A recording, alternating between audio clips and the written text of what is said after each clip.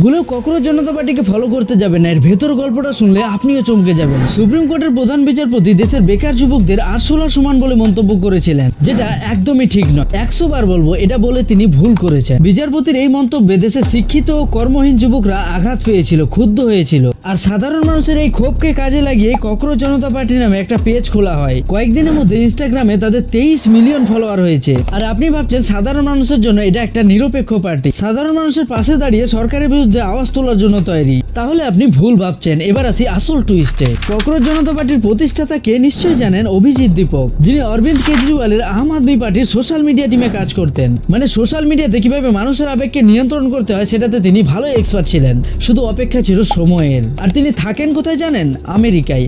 আমেরিকায় থেকে তিনি ভারতের পরিস্থিতির ব্যাপারে কি বুঝবেন। আবার এদের পার্টিতে যোগ দেওয়ার জন্য কি কি হাস্যকর কন্ডিশন রেখেছে দেখুন। বেকার হতে হবে, সারাক্ষণ অনলাইনে অ্যাক্টিভ থাকতে হবে, অলস হতে হবে। মানে এটা কোন ধরনের কন্ডিশন যে অলস হতে হবে? আপনার কি মনে হয় এটা সাধারণ যুবকদের আসল প্রতিবাদ, নাকি বিদেশে বসে ভারতীয় যুবকদের ব্রেন ওয়াশ করার একটা রাজনৈতিক চাল?